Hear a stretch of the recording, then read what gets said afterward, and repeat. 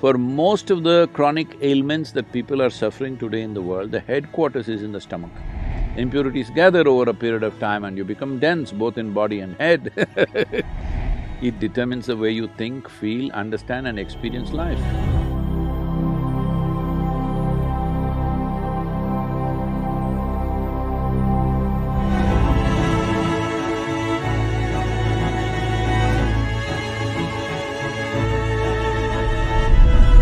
I'm curious, actually, your perception on water fasting or fasting and taking prolonged periods of time. She went to food directly.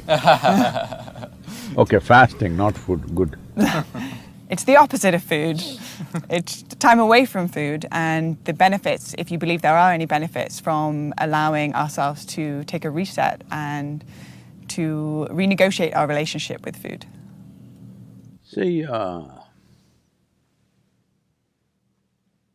this happened in Los Angeles. A cardiac surgeon drove his… he was little fascinated with his Ford Mustang. That was his car and he was little excited about it and one day it started coughing a little bit. So he took it to the local mechanic and said, "Some problem, please fix it." He said, "Yeah, doc, come tomorrow morning, it'll be ready." The doctor, before going to work tomorrow morning, he went there, but it was not ready. So he said, "Okay, come in the evening, it'll be ready." He came in the evening, it was not ready. He said, "What's the matter? You said morning, I came. You said evening, I came, what is the issue?" And the mechanic was in that kind of mood, he said, "See, you're a heart surgeon, you also fix engines, I also fix engines. How come you're paid 10 times more than me?" So the doctor looked at him and said, "Try to fix the engine when it's running, let me see."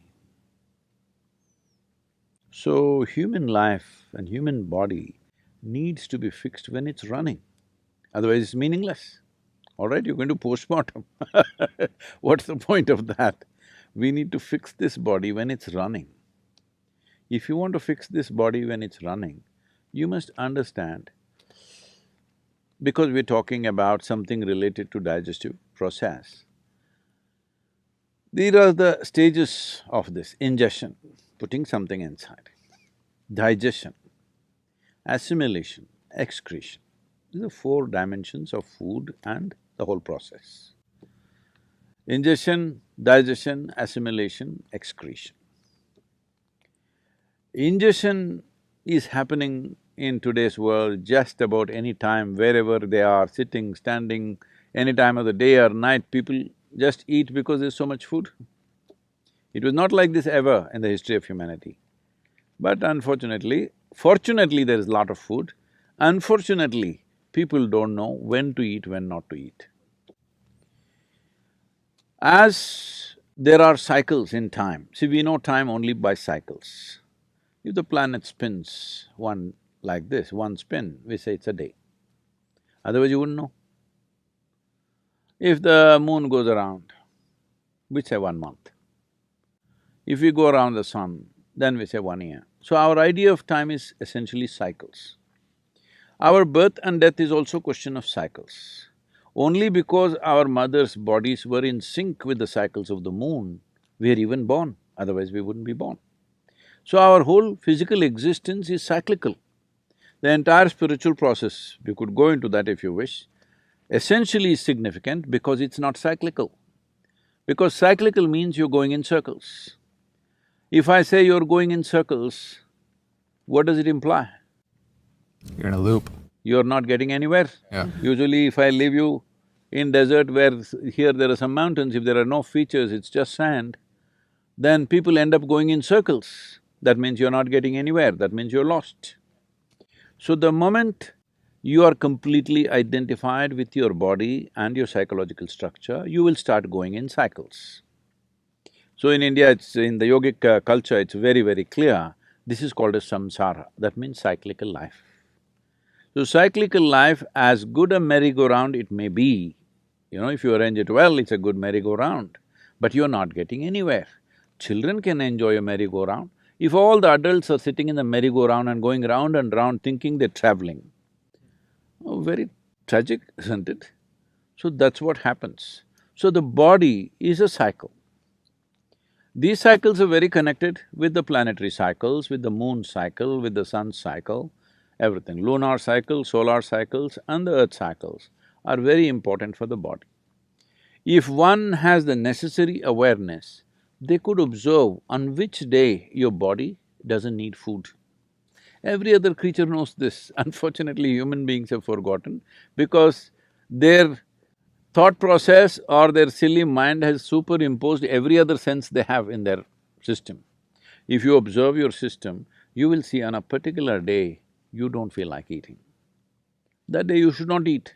But no, you're at your friend's house, there is a party, you stuff yourself, even if your body says no, you stuff yourself. You see all the animals, even if you have a dog at home, on a certain day he refuses to eat, both dogs and cats. Have you noticed this? He will go and eat some blades of grass if it's available and puke and cleanses himself because he's conscious that ingestion is continuously happening, but digestion and excretion is not as efficient as ingestion. Ingestion is happening compulsively, but other parts need to work. Other dimensions of digestive process needs to work. When we say digestion, digestion happens in the whole alimentary canal, not just in the stomach. And assimilation also happens across the entire alimentary canal. Now, excretion doesn't happen only through the alimentary canal, excretion needs to happen on the cellular level also. Impurities gather over a period of time and you become dense both in body and head. If you don't cleanse yourself, then it'll pile up over a period of time. We call this karma, because when it piles up, it determines the way you think, feel, understand and experience life. People may not realize this, but they will think, this is how I am, this is my nature. This is not your nature, this is the way you messed yourself, all right? So this cleansing process, one important thing is to give a break for ingestion. Because other systems are largely involuntary, you can stimulate them, but they're involuntary, they're functioning. Ingestion is a voluntary process, though unfortunately for most people it's become compulsive. It should be a voluntary process, that is, I eat when I want to eat. When I decide I want to eat, I will eat. My hand doesn't decide when to eat. If there's anything, people are doing this all the time. I relate. I think if we leave a bunch of good chocolates around you, your hand will eat, not you. So ingestion should be a conscious process. To bring this consciousness, there are many methods. One is fasting. Simply denying yourself food and water could cause damage to the system. You must support it with the necessary practices. If you have the necessary practices, the need for food will come down. See, our energies are not coming only from the food that we eat. The sunlight, the air, the water, actually, if you… in the yogic sciences, we say, if you really keep your system well, 60 to 70% of your energy should come from these three factors: sunlight, air, water. Another 40% should come from the food that you eat. So naturally, amount of volume of food that you eat will compress. I must tell you about myself. When I was young, I'm a big eater. I never became big because my activity was immense. But today what I eat is actually 1/10 or less than 1/10 of what I used to eat at that time. From the age of 19 till now, I'm still the same weight. Same weight, what I was at 19. Only thing is, at that time, all the weight was on my shoulders. Now, because of this gravity continuously working on me, kind of pulled it down a little bit. But I kept myself up. So fasting as a process must be done with necessary understanding. If people don't have that awareness, in India we fixed the 11th day of the moon cycle, you must fast. If you're not able to fast, you go on something very light, it's called palhar. That means you go on fruit diet. Because fruit is a substance which is over 90% water, and you must eat water, not drink water. This is the yogic science. As far as possible, You eat water. You always be conscious about the food that you're eating, what is the water content. Like a South Indian meal, if you eat, a cooked meal I'm talking about, if you eat, very easily 60–70% water. In fact, more. In some of the foods, it's much more. But now the food that you're eating here, you're eating bread, which was baked a month ago probably. Is that minimum? Even in so-called organic shops, it's at least a month or at least a week. Nobody is going and getting fresh bread and come, and anyway, the way the bread is baked, it doesn't have water in it, very, very little water. So of course you're compensating that with a bucket of Coca-Cola or something like that. Right? Yeah. I said a bucket, A not bucket is a good amount of Coca-Cola. What is this big? Yeah. But that doesn't work like that.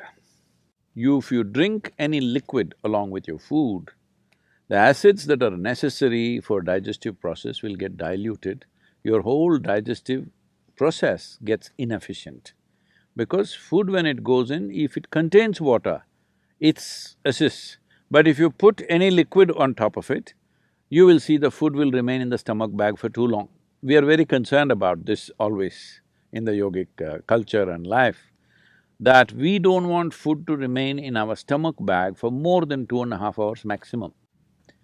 In 2.5 hours' time, it doesn't matter what I've eaten, how much I've eaten, it must go into other parts. If it remains there, it makes you dull. It makes you lose your sense of perception. The level of perception, the keenness of perception is lost, which you notice if you eat food without Coke or coffee or tea or anything, you feel dull. It kind of pulls you down. Whole lot of people have developed a culture around it, after lunch they have to sleep. It's like you went to the gas station, you fueled up, then you can't start the engine because there is gas in the tank. So that's what it means. So, to ensure that digestive system is in full process, because for most of the chronic ailments that people are suffering today in the world, the headquarters is in the stomach. Yes. For a lot of people it's shifting to their head, but largely headquarters is in the stomach, the way… what they eat and the way they eat. So in this way they eat, one simple thing to bring discipline is, maybe 1 or 2 days in a month, you go on much lighter foods which are very simple and easy on the body. If you can just thrive on water or just a little bit of lemon and water or lightly honey-laced water, it will help, but if it's not possible for you, maybe a fruit or something, which is very, very light on the system. The idea is to give digestive process and assimilation process a break so that rest of the body begins to excrete on the cellular level, it must throw out all the impurities.